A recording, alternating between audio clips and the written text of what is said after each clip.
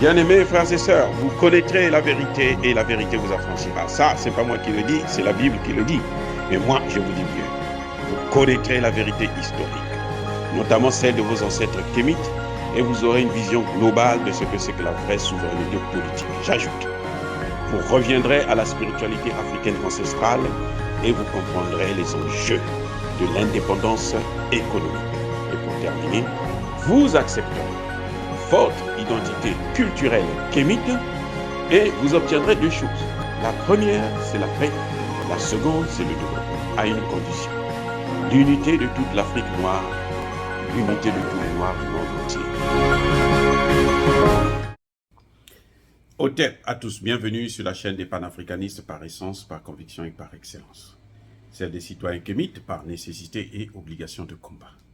Nous sommes une chaîne qui n'est guidée que par nos ancêtres et rien que par les ancêtres qui appartiennent à l'égrégore du monde noir. Par conséquent, nous ne croyons en aucun Dieu venu de l'étranger. Toutefois, cette vidéo n'est aucunement destinée à inciter à la haine ou à la violence, car nous menons un combat qui est d'abord et avant tout spirituel, intellectuel et démocratique, ensuite il est politique, géopolitique et géostratégique, contre l'impérialisme, le colonialisme, le néocolonialisme et l'endocolonat, qui sont tous qualifiés de crimes contre l'humanité. Nous menons ce combat sur la base du principe fondamental que nous avons hérité de nos ancêtres kémites, qui est celui de la Mahat, c'est-à-dire solidarité, vérité et justice. Vous êtes donc en droit de connaître la vérité et nous avons l'obligation de vous dire la vérité, rien que la vérité, afin que justice soit rendue au continent africain. Et ça, c'est notre modeste contribution dans cette noble lutte en faveur de la souveraineté, la dignité, la solidarité et l'unité africaine. C'est exactement ça que nous appelons le panafricanisme. Bien-aimés frères et sœurs, le franc CFA a encore de beaux jours devant lui. Il a encore de belles années devant lui. La sortie des pays de la BEAC, de l'Afrique centrale, du franc CFA, ce n'est pas pour aujourd'hui. Ne vous leurrez pas. J'ai écouté M. Aboubakar Salaou, ancien directeur d'exploitation, conseiller du gouverneur de la BEAC, qui venait de prendre sa retraite. Je me suis dit, après avoir passé plus de 20 ans, 26 ans ou je ne sais pas, à la BEAC, il réfléchit comme ça. Ah, quelle mouche l'a piqué? Qui l'a payé? Combien on lui a donné pour venir débiter sur Afrique Média de telles imbécilités? J'espère qu'il aura une retraite dorée avec son CFA et avec ses milliards que ses parrains lui ont donnés. Mais il a dit de ces choses mais incroyables. Jusqu'à dire que la dévaluation du franc CFA en 1994, c'était pas l'œuvre de la France. Il dit que c'était pas l'œuvre de la France. C'était les chefs d'État eux-mêmes qui se sont réunis, africains bien sûr, qui ont décidé qu'il fallait dévaluer le franc CFA. Quand j'ai entendu ça, j'avais la chair de poule. Vous savez, c'est ça qui est formidable chez les Occidentaux. Quand ils arrivent à avoir un Africain noir, ça dit qu'on l'utilise jusqu'à ce qu'il se fasse humilier comme jamais un homme ne s'est fait humilier. Le franc CFA a été dévalué par les Africains. Alors que tout le monde sait, nous avons vu. Je me trouvais à l'époque en France. Je préparais ma thèse de doctorat. Lorsque Alain Juppé à l'époque Premier ministre, s'est rendu en Afrique, c'était je crois au Sénégal, pour dévaluer le franc CFA. Il y a une vidéo sur les réseaux sociaux, sur YouTube. Si vous cherchez là, c'est le président Abdou Diouf qui parle de la dévaluation du franc CFA.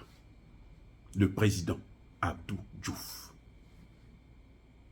Il dit, mais lorsque Michel Condorcet, à l'époque, directeur général du FMI, l'appelle au téléphone pour lui dire que nous avons décidé qu'il faut dévaluer le franc CFA. Abdou Diouf a crié. Au point, c'est Abdou Diouf qui parle, c'est pas moi. Sa femme vient le voir dans un état tel que elle s'est dit, mon mari va piquer une crise. Elle est allée tout de suite s'agenouiller pour prier pour son mari. Abdou Diouf en personne qui parle de la dévaluation du franc CFA. Et ce type, Salao, vient nous dire ce sont les présidents africains qui ont décidé la dévaluation du franc CFA. Vous vous rendez compte? Je vais vous dire, j'ai un ami qui m'a raconté une scène qui était dans la salle. Le jour que Alain Juppé est venu, a pris la décision, il les a mis en place là et tout. Il dit le même Abdou Diouf là n'arrivait pas à se lever de sa chaise. Il a fallu qu'un de ses collègues vienne le prendre, le soulever par la main. Lève-toi, on y va, c'est pas grave. Nous avons décidé d'être les esclaves de ces gens-là, de la France. Parce que c'est eux-mêmes, c'est leur faute. Hein. Ce n'est pas la faute à la France, non. C'est la faute des Africains. Ce sont eux qui veulent rester dans le CFA. Donc, tout ce qui peut vous arriver, parce que vous n'avez pas une bonne monnaie, c'est votre problème. Et quand un homme,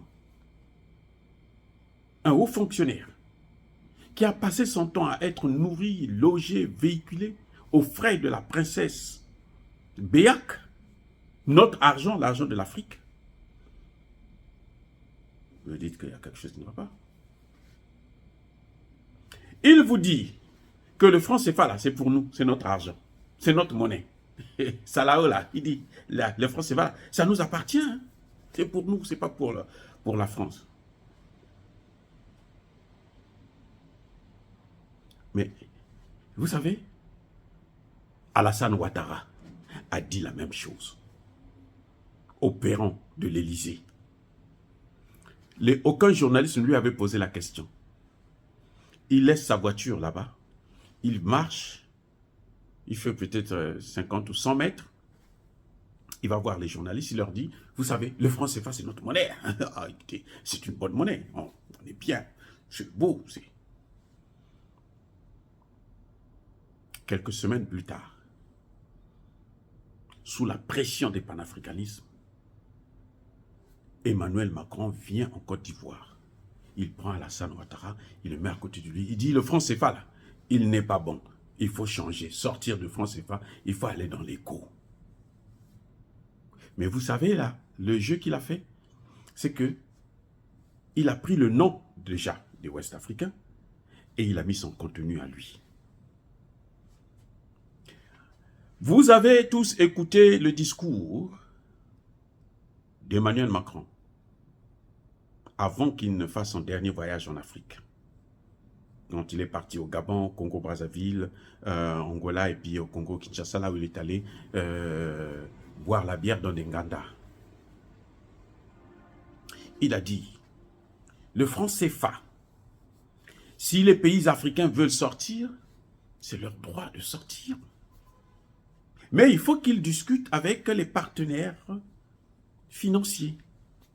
Les partenaires financiers, ce sont lesquels? Monsieur Salao, c'est qui? Les partenaires financiers, c'est qui? Mais c'est bien sûr Emmanuel Macron lui-même. Monsieur Salao est incapable de reconnaître que nous sommes sous pression de la France et que aucun président africain n'a le droit de parler du franc CFA sans avoir des représailles. C'est pour ça que d'ailleurs, bien-aimés frères et sœurs, le franc CFA n'est même pas étudié, enseigné à l'université en Afrique. Personne n'en parle. C'est interdit. On ne parle pas de ça. Monsieur Salaou nous dit que c'est notre monnaie. Oui, ok, très bien. Puisque c'est nous qui l'utilisons. Monsieur Salaou dit que c'est nous qui avions décidé en 1972 à Brazzaville, pour le cas des pays de la CEMAC, d'utiliser le franc CFA. Il oublie que le franc CFA est né après la Seconde Guerre mondiale. Elle a été créée par le général de Gaulle. Les signataires, il y avait 3 personnes. Le général de Gaulle en personne, son ministre des Finances et son ministre des colonies. Le ministre des colonies, là, c'est lui qui a signé pour les pays africains, les 14 pays africains et 15 qui utilisent le franc CFA. C'est ce que je voulais rappeler hein, quand même à M. Salaou. Il n'y avait pas aucun président africain, aucun dirigeant africain. En tout cas, pour ça, nous, on ne peut pas accuser nos dirigeants. Aucun d'eux n'a rédigé, n'a signé pour rester dans le franc CFA. Et M. Salaou oublie que tous les problèmes de la Guinée-Conakry viennent du fait que Sékou Touré n'a pas voulu rentrer dans le CFA. Il oublie que Sylvanus Olympio a été assassiné parce qu'il voulait sortir du franc CFA. Il oublie. Mais attendez, il y a un problème avec ces Africains-là. J'ai un problème avec ces Africains. Il y a un problème avec ces Africains. Venez nous dire que c'est notre monnaie. Mais pourquoi on ne fabrique pas ça en Afrique? Parce qu'en Afrique, il n'y a pas des hommes qui peuvent fabriquer la monnaie. On ne peut pas acheter les machines. Il dit que la France ne gagne rien d'autre. Et quand vous l'écoutez parler, ce monsieur, c'est comme s'il avait en face de lui un livre qu'il est en train de lire. Il avait vraiment bien appris la leçon. Il avait bien appris la leçon. Monsieur Salaou, je me suis dit, mais est-ce que ce type-là était parti à l'école? Il a une femme, il a des enfants, qui le voient comme ça là, à la télévision, raconter des bobards, des choses qui n'ont ni tête ni queue. Nous savons tous que le problème de l'Afrique, c'est ce CFA là. Mais il y a quelque chose. Mais on dirait que ce monsieur, on ne connaît pas ce que c'est que la souveraineté. Parce que la souveraineté d'un État, c'est aussi la souveraineté monétaire. C'est la souveraineté monétaire. Lui ne sait pas que tout ce qui touche aux intérêts financiers d'une grande puissance mérite la mort. Je répète, tous ceux qui se mettent devant, en face des intérêts financiers, c'est-à-dire qui mettent en cause la monnaie de ces grandes puissances, signent leur arrêt de mort. Vous pouvez vérifier comme vous, à tous les niveaux. C'est pour ça que je dis au début de cette vidéo que le franc CFA a encore de beaux jours. Ce n'est pas pour maintenant qu'on va sortir. Les chefs d'État que vous voyez là, cette génération-là, tout ce qu'ils sont en train de raconter là, ce sont des bobards. Que ce soit au Congo, Cameroun, Gabon, machin, tout cela. Guinée, rien. Ce sont des bobards.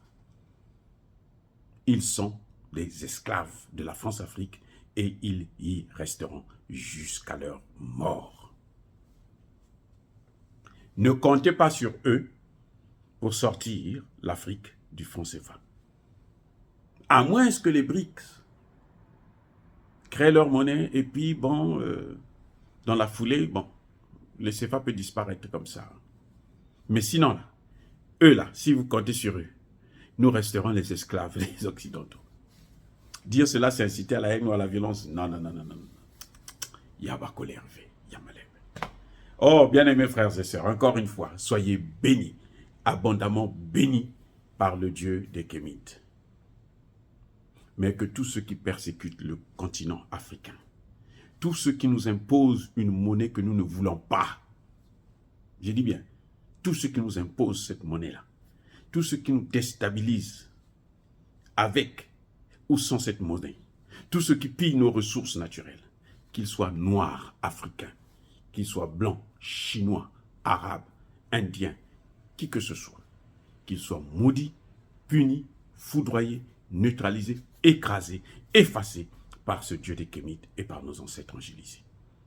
Vive l'Afrique éternelle, j'ai dit, et j'assume.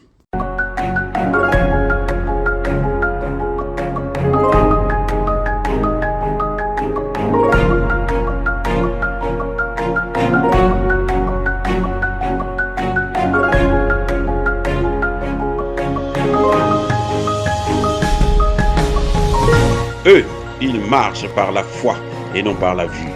Mais moi, je vous conseille vivement de marcher par la connaissance scientifique et historique, notamment celle de nos ancêtres kémites, par les 5 sens et par l'intelligence. Abou Abia.